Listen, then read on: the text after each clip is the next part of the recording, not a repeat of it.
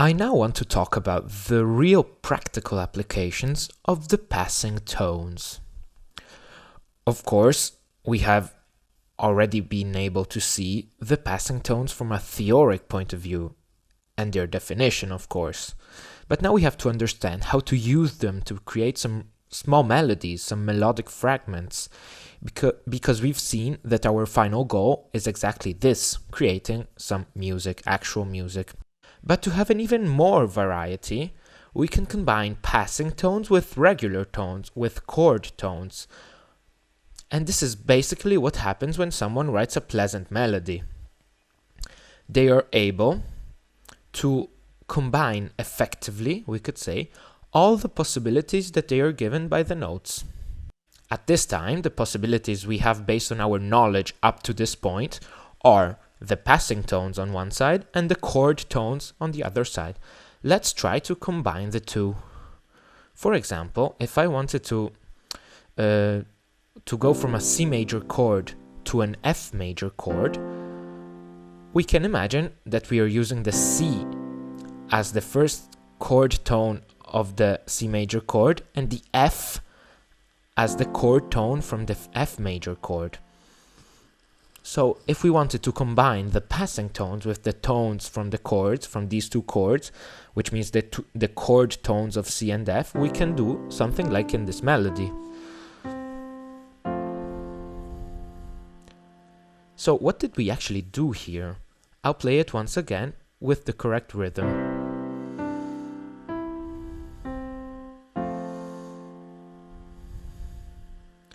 So what we actually did, we went from the C note of the C major, which is a chord tone of the C major chord. We went through the D as a passing tone, and we reached the E, another tone from the C major chord.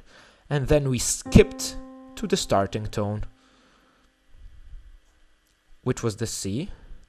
And then we skipped again to the chord tone of the new chord, which is the F.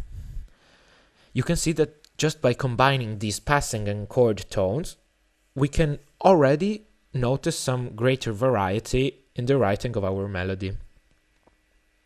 Of course, the step between two notes of the chord can be taken immediately, like with something of this sort.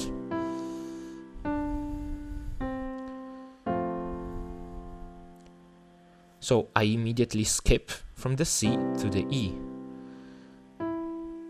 So I skip between two tones of the chord tones, and then I go back to the C, passing through the D.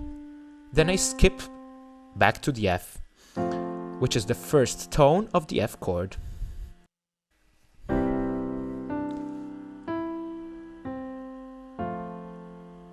Or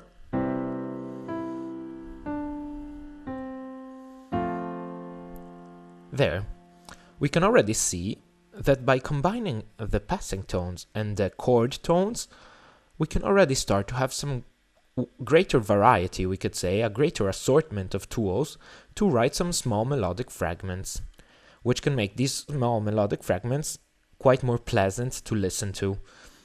How can we achieve and reach and add one more element of variety by only using the passing tones and the chord tones? Which means that we are still limited in our choices. We aren't adding another element, we are adding just another way of using the elements that we already have. We can take some rhythmic combinations, some different rhythmic combinations, different from the ones we've used up to now. Let's imagine, as always, that we are in the C major tonality, and we want to go from the C major chord to the G major chord, for example. In this case, our melodic fragment is made up of the E. We will be starting from the E, which is a chord tone of the C major chord. We will be going through the passing tone, which is the D. We will end up on this other chord tone of the C major chord. And then we will go to B, which is a chord tone of the G major chord. So we have already said that the combination of different fragments can give us a wider variety. Let's start from the most simple of all, which is this. I will play it while also counting so you can understand the difference. 1, 2, 3, 4. 1, 2, 3, 4. Okay, let's try it now.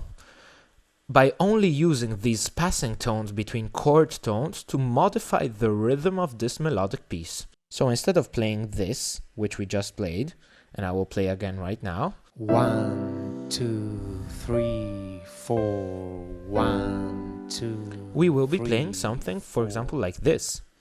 1, 2, 3, 4. 1. You can see that this way I'm already creating something more interesting.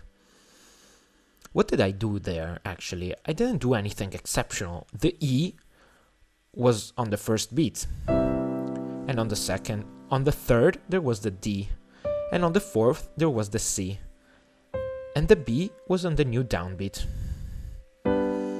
In this different melodic fragment with a different rhythm, we could say I waited somewhat longer, and I didn't wait until the third beat, like so.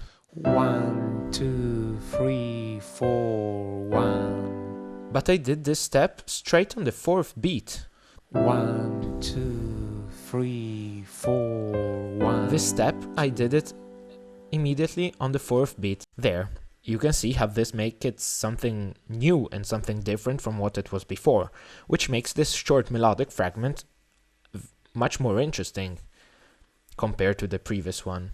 Only by using passing tones and chord tones combined together, without even using skips, so-called skips between chord tones. So this can help us begin to understand the importance of rhythmic variation between the passing tones and the chord tones.